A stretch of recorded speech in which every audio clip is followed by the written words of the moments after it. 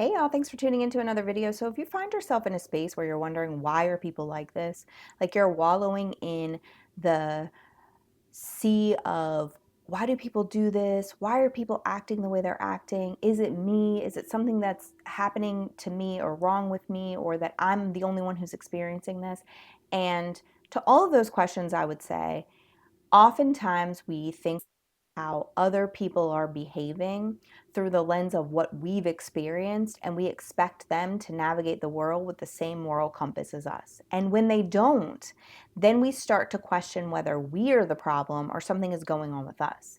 And if we really want to get to a space of true freedom and get to a space where we're surrounded by the right people, that we are able to deal with the people who we are surrounded by, that we have to be surrounded by, that we don't really have a full choice on whether we're experiencing them in our lives.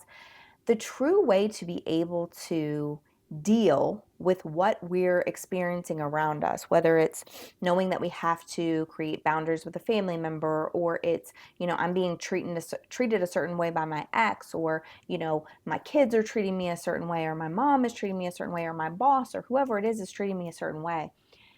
Something that is going to be the most powerful tool that you can get your brain to believe, focus on, and know to be true is that not everyone will love with the depth that you love. Not everyone will care with your intensity. Not everyone is going to think with your mindset. And most importantly, not everyone will act with the values that you have. And when you think about that, and you think about how everyone has their own unique experience, everyone has different parents, different family lineage. They grew up in different places. They've had different circumstances. They went to different schools. They were surrounded by different people. They had different friends. They were in a state of survival. Whatever it is, those people are going to navigate the world thinking differently than you are, perceiving things differently than you do. And so if you're sitting in a place where you're like, oh my gosh, this is so frustrating because it's so clear to me that this is evident and they should see it, you're going to sit in a place of frustration for a really long time. Something that I have heard from several different people, but I heard it from my dad first whenever I was breaking free from a toxic relationship. And he was like, you have to stop thinking that he navigates the world the same way you do. He doesn't think like you. He doesn't want to be like you. He's not looking for everyone's best interest in the situation. And once we truly accept that that is the reality of the situation, some people are mean. Some people are jealous. Some people want to see your demise. Some people are so focused on operating in their ego that their status and what they need is far greater than anyone else's in the room, even their own children. Some people were raised in such a way that their pain point is so deep and their wound is oozing so much that they can't even give to the world, and all they can do is operate in a space where they're taking. Some of the people listening to this video might be those people, and that might be the way that you were always taught to be. And no matter how you grew up, no matter what thought processes that were handed down to you, no matter what mindsets you inherited or values that were given to you, you are in a space where you can determine if you still connect with those things, but then also hold space for other people to be different than you. Your way isn't their way. And just because your way isn't their way doesn't mean that that's a reflection of you. So if they don't navigate love the way you navigate love, it doesn't mean that you're not lovable. It just means that they don't know how to show you love, and you might need to communicate that, or you might need to leave the situation.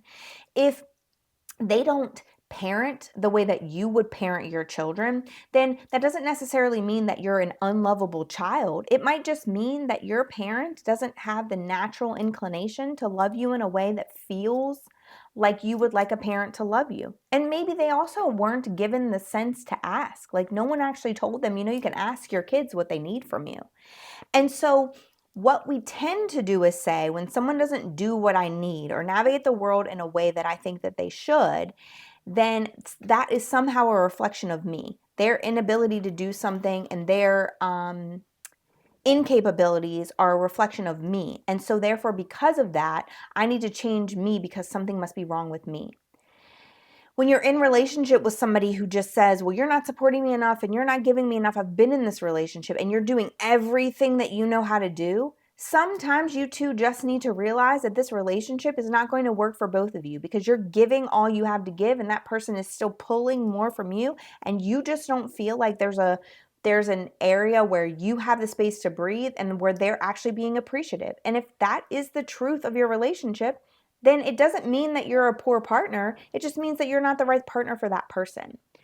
So when we navigate the world in a way where we're saying, well, if they don't think like me and they don't behave like me, then the way that they interact with me means something about me, then really what we're saying is we're not open-minded, and we don't have the ability to hold space for the diversity that's in the world and different thought patterns that are in the world. And that's the beauty of the world. There's a whole bunch of different people. They all think different ways, and you get to navigate in such a way where you get to choose who's in your life. You get to choose if you want to be in relationship with people. You get to choose if you want to work where you're working. Like, all of these things are choices. And yeah, there might be some sacrifice inside of not being in those spaces, but they're still choices and you still get to make them.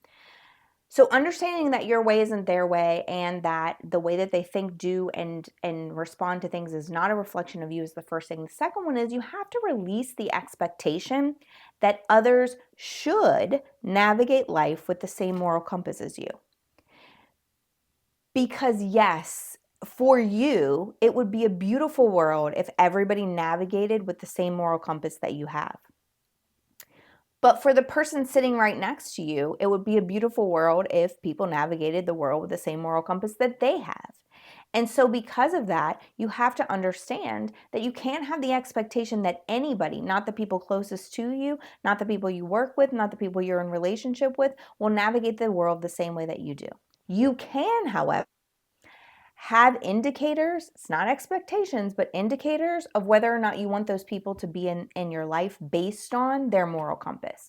Like, I have a very big red flag indicator around people who are rude to servers. Like, even if your order is wrong, you don't have to be rude to the server. And so when I see people doing that, I realize that they have the tendency to be bullies to people who are serving them. And so because of that, I'm going to call that out, because that's not okay. We don't treat people, and maybe it's because I was a server, maybe it's because I've felt like I was the person who was treated poorly in those instances, but we don't do that. And so I'm going to call them out on it, because we don't treat people who we believe are under us in a certain way. In fact, no one is under us. Everyone is a child of God. Everyone is on the same playing field, and we should never treat people as if they are beneath us at any point. And as a person sitting in the seat or in the booth with somebody who's treating others that way, I don't have an expectation of how they should navigate the world or what their moral compass looks like, but I know that I'm not going to go out to dinner with them again, because I'm not going to be sitting next to somebody who would treat other people that way. And so you can't expect people to navigate the world with the same moral compass as you, but you can also make choices about those people. And that's the third one. Do what's best for you and what is in alignment with you. You know who God created you to be. And if you've sat with yourself long enough, you know exactly what He wants you to be doing in this world right now today. Maybe not your future, but right now today. And if that is true, then you have to do what's best for and in alignment with you.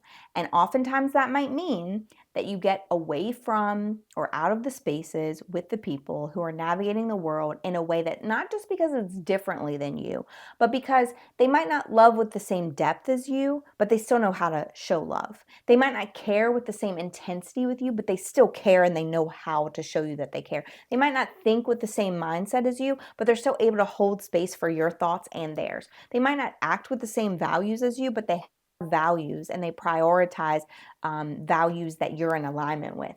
If you're not, the worst thing you can do is sit and argue with somebody to try to change their values. Values are embedded in them from childhood, and they've adapted them along the way, but those are deep-rooted things. You might share your perspective and hold space for them to share theirs, but never in any moment should you be trying to change their values. You can try to show them your testimony to get them to think differently, but to try to change their values, you're up against something that isn't yours to do. And your choice has to be, is this in alignment with me or is it not? If it's not in alignment with me, can I create a boundary where it is? Or do I need to just completely get it out of my life altogether? And the last thing that I hope that you take away from this is that you have choices. You are not a product or a victim of the circumstances in your life. You are in control of your own unique life, and you get to make the choices around the people that you're around the way that they are treating you, around the way that they're treating other people, around the way that they navigate life. And you don't have to choose to be in the same space with them if that's not in alignment with you. And that's okay. It doesn't mean that you think that you're better than them. It doesn't mean that you aren't open-minded to the way that other people think. It just means that you know that that is not somebody that you want to navigate the world with, and that's okay. So continue to love deeply, continue to care intensely, continue to think with the mindset that you're thinking with, and continue to act with your values and make a commitment to get better every single day for yourself and to make sure that the people that you're surrounded with have the space to think differently, but that you're not going to be around things that are not in alignment with you. If this video resonated with you, please go to all my socials and follow, like, and subscribe to this channel, and make sure that you share this video with somebody that you think that it might resonate with, because as I always say, knowledge gained and kept to yourself is selfish, but shared with the world might just be the catalyst to break them free from the bondage that they're in, and that's why we're here. Stay tuned for some more one-on-one coaching opportunities that I'm also going to link in the description, and I'll see you guys again next time.